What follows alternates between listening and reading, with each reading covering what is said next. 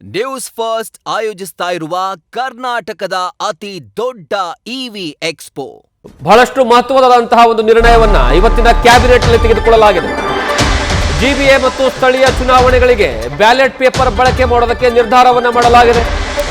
ಜಿಲ್ಲಾ ಪಂಚಾಯಿತಿ, ತಾಲೂಕಾ ಪಂಚಾಯಿತಿ, ಗ್ರಾಮ ಪಂಚಾಯಿತಿ ಚುನಾವಣೆಗಳಿಗೆ ಬ್ಯಾಲೆಟ್ ಪೇಪರ್ ಬಳಕೆ ಮಾಡೋದಕ್ಕೆ ಸಿಎಂ ನೇತೃತ್ವದ ಸಚಿವ ಸಂಪುಟ ಸಭೆಯಲ್ಲಿ ತೀರ್ಮಾನವನ್ನು ಕೈಗೊಳ್ಳಲಾಗಿದೆ.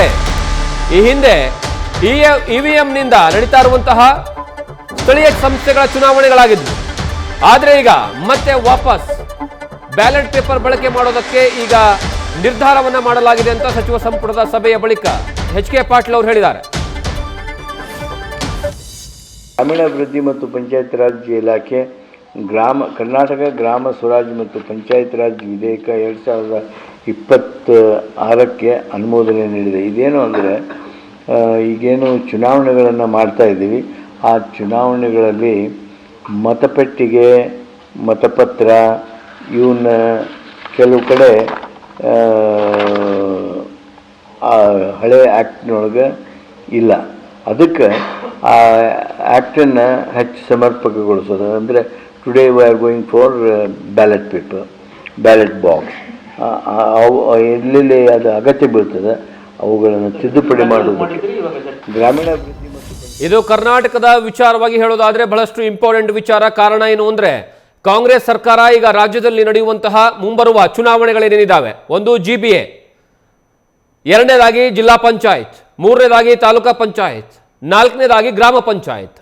ಈ ಮುಂದಿನ ಹಂತಗಳಲ್ಲಿ ಬರುವಂತಹ ಸ್ಥಳೀಯ ಸಂಸ್ಥೆಗಳ ಚುನಾವಣೆಯ ಸಂದರ್ಭದಲ್ಲಿ ಯಾವುದೇ ಕಾರಣಕ್ಕೂ ಇವಿಎಂ ಅನ್ನ ಬಳಕೆ ಮಾಡೋದಿಲ್ಲ ಅನ್ನುವಂತಹ ವಿಧೇಯಕವನ್ನ ಈಗ ರಾಜ್ಯ ಸರ್ಕಾರ ಕ್ಯಾಬಿನೆಟ್ ನಲ್ಲಿ ಅಪ್ರೂವಲ್ ಮಾಡಿದೆ. ಅಂದ್ರೆ ಅರ್ಥ ಏನು ಅಂದ್ರೆ ಮುಂಬರುವಂತಹ ಚುನಾವಣೆಗಳಲ್ಲಿ ನೀವು ಕಂಪಲ್ಸರಿ ಬ್ಯಾಲೆಟ್ ಪೇಪರ್ ಮೂಲಕವಾಗಿ ಚುನಾವಣೆಯನ್ನ ಮಾಡಬೇಕು. ಅಂದ್ರೆ ಈ ಹಿಂದೆ ಇತ್ತಲ್ಲ, ಹಿಂದೆ ಇರುವಂತಹ ರೀತಿಯಲ್ಲಿ ನೀವು ಬ್ಯಾಲೆಟ್ ಪೇಪರ್ನ ಬಳಕೆ ಮಾಡಿ ಚುನಾವಣೆಯನ್ನ ಮಾಡ್ತಾರೆ. ಆದ್ರೆ ಇಲ್ಲಿ ಒಂದು ಗಮನಿಸಬೇಕು, ಈ ಒಂದು ಇವಿಎಂ ಅನ್ನ ಕನಸನ್ನ ಇಟ್ಕೊಂಡಿರುವಂಥದ್ದು, ತಂದಿರುವಂಥದ್ದು ಇದೇ ಕಾಂಗ್ರೆಸ್ ಪಕ್ಷ.